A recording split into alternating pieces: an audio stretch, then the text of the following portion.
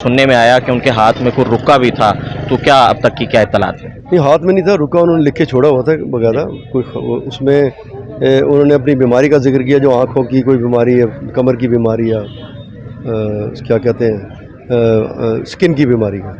तो उसमें जो उन्होंने एक ही गोली चली जो उनकी पिस्तौल से चली और उन्होंने अपनी कनपटी पे मारी। और लेकिन ये सुबह उनके 10 बजे उनको नौकर को तो पता चला जब कोई राब्ते वगैरह ना हो सके।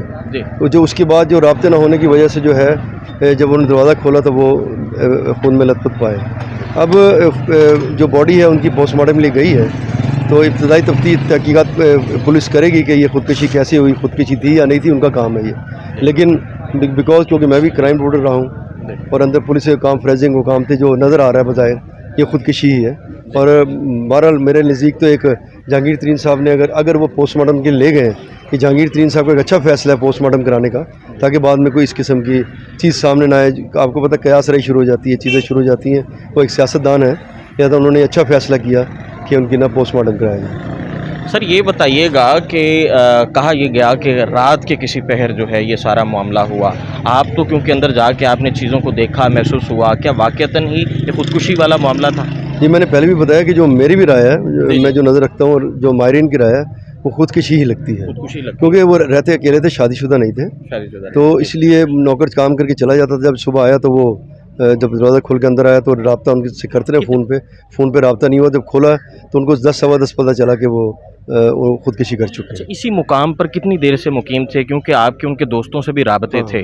ये मैंने पूछा, लेकिन वो साल नहीं उनका, कई सालों ये कुछ सालों से यही थे, लेकिन मैंने कोई एग्जैक्ट उन्होंने साल मुझे नहीं पता, क्योंकि चीज़ जो बात है वो सही बतानी चाहिए। लेकिन कुछ देर से वो हालांकि चाहते तो वो डिस्कस कर रहे थे दोस्त कि वो खासे पैसे वाले चाहते तो वो भी ले लेते अपना अलग बड़ा घर, लेकिन वो बड़े घर में रहना नहीं चाहते थे। अच्छा सर, अहले खाना की जानिब से कौन आया, उनका मौक़िफ़ सामने आया, इस हवाले से क्या कहें? देखिए, वो अहले खाना में तो बड़े भाई उनके जहांगीर तरीन हैं जी, तो वही कोई अगर बात करेंगे मीडिया से या कोई मौक़िफ़ जारी करेंगे तो वही सही समझा जाएगा। तो हम लोग तो रिपोर्टिंग करते हैं या चीज़ों को देखते हैं, उसमें हम जो देखा उसके मुताबिक हमारी राय जो हमने वो कायम की, बाकी तो है वो पुलिस ही बताएगी। अस्सलाम वालेकुम जी, पब्लिक डिजिटल में आपको खुशामदीद कहते हैं। मैं हूँ अरसलान आज़म। इस वक्त गुलबर्ग में ऑर्चर्ड अपार्टमेंट्स हैं, गुलबर्ग 2 में मौजूद हैं, जहाँ पर जहांगीर खान तरीन साहब के जो है भाई आलमगीर खान तारीन की जो है वो आज सुबह ख़ुदकुशी की इत्तलात आई थी, और उसके बाद जो है डेड बॉडी को जो है वो लेके पुलिस जा चुकी है। अब से कुछ देर पहले जो है जहांगीर खान तरीन साहब भी जो है वो यहाँ पर आए थे, और यहाँ पर जो है उनके अहले खाना की जानिब से जो है वो काफ़ी लोग हमें देखने को मिले, और काफ़ी जो है उनके चेहरे से जो एक जो बड़ा एक वो दर्दनाक सूरत हाल का सामना रहा। अगर हम बात करें आलमगीर खान तरीन साहब की, तो आलमगीर खान तरीन साहब जो है वो मुल्तान सुल्तान को जो है मुल्तान सुल्तान जो टीम है जनूबी पंजाब की, उसको ऑन करते हैं। ये पीछे आप देख सकते हैं, ये वो जगह है,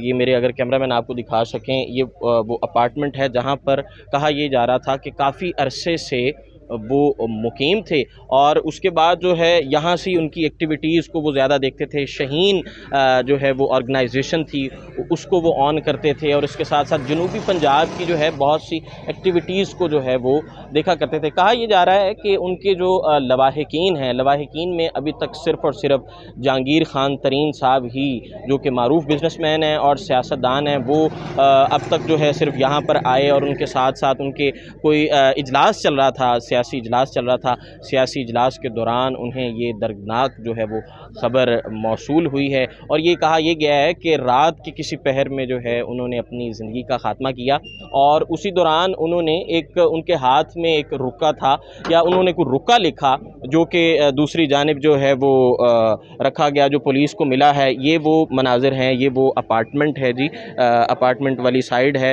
ये दरवाज़ा आप देख सकते हैं। अभी भी यहाँ पर जो है वो टीम्स जो हैं, तहकीकाती टीमें यहाँ पर अंदर मौजूद हैं। यहाँ पर जहांगीर खान तरीन साहब के जो है वो भाई ने आज जो है वो उनकी ख़ुदकुशी की ख़बर मिली, और अब से कुछ देर पहले जो है वो डेड बॉडी को यहाँ से ले जाया गया।